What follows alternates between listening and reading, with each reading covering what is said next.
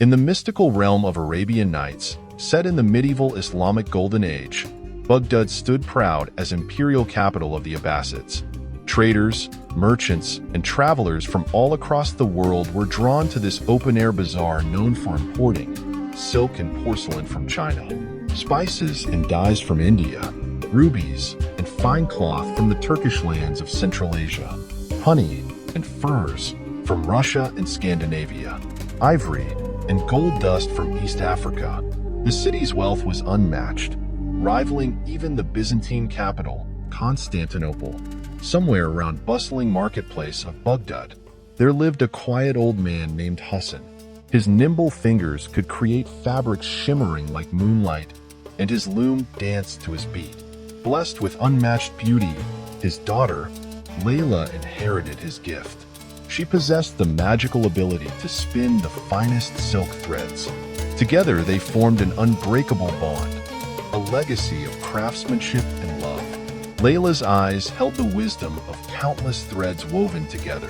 When she wove, it's as if the constellations walked down from the sky to intertwine themselves with her art. But envy lurked nearby. Zara, a rival weaver, seethed with jealousy, coveted Layla's talent for herself. She approached a wicked sorceress with bitter eyes, who whispered dark incantations into her ear. One moonless night, when the air hung heavy with anticipation, Zara stood before the ancient loom, scowling at Layla. Her eyes, once bright with creativity, now reflected the moon's absence. Her hands, delicate and skilled, hovered over the threads. But tonight, they betrayed her, their touch turning cold, their movement faltering. Zara's voice, low and venomous, wove incantations into the fabric of fate. She invoked forgotten deities, whispered curses that echoed through time. The loom trembled, its fibers stretching like taut nerves. Shadows danced on the walls, and the room seemed to shrink, suffocating both women. And then it happened, the curse. Layla's hands turned to silver. The once nimble fingers, capable of spinning silk into moonlight, now resembled delicate filigree. The threads slipped through her grasp, slipping like quicksilver between her trembling fingers. Despair settled over the household as soon as Hassan found his daughter, robbed of her gift, who then stood frozen with her eyes reflecting the moon she could no longer touch. His loom, once a vessel of creation, now harbored a curse, a cruel twist of destiny.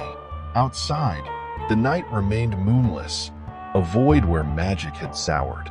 The loom's threads hung suspended, like strands of forgotten dreams, and Zara, her envy sated, stepped back, her lips curving into a wicked smile.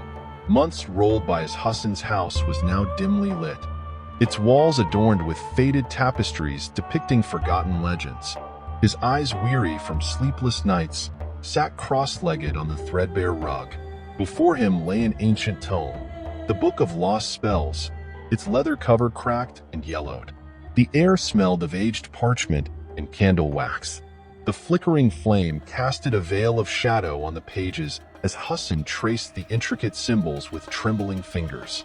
His daughter, Layla, stood nearby, her silver hands clasped in silent prayer. The words on the page seemed to pulse.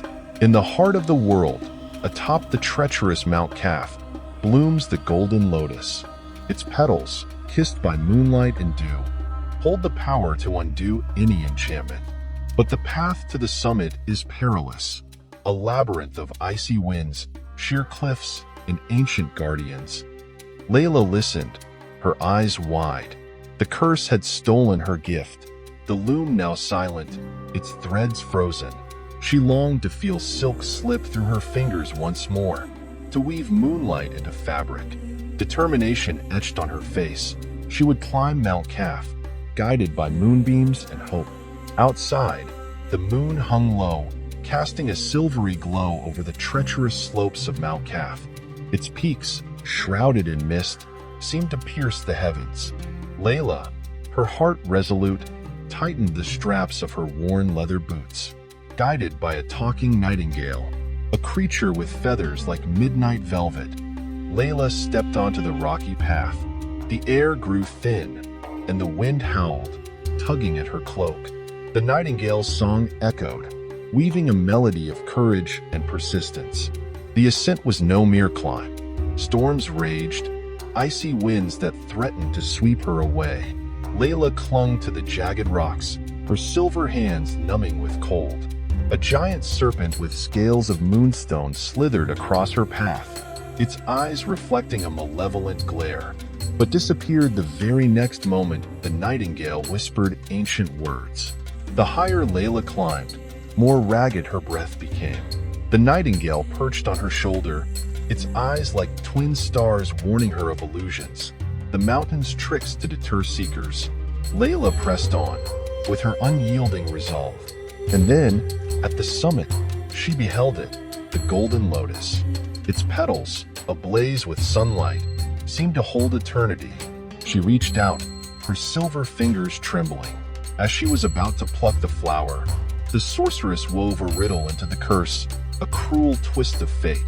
To break the silver spell, you must unravel the threads of your own heart. Layla pondered. Her chest held memories, the laughter of her family, the warmth of her father's embrace, the scent of her mother's cooking. She plucked a silver thread, the love that bound them all. It shimmered in her palm, fragile yet unyielding. Tears blurred her vision as she spun the thread into the lotus. The petals unfurled, releasing a radiant light. It bathed Layla in an ethereal glow, warming her silver skin.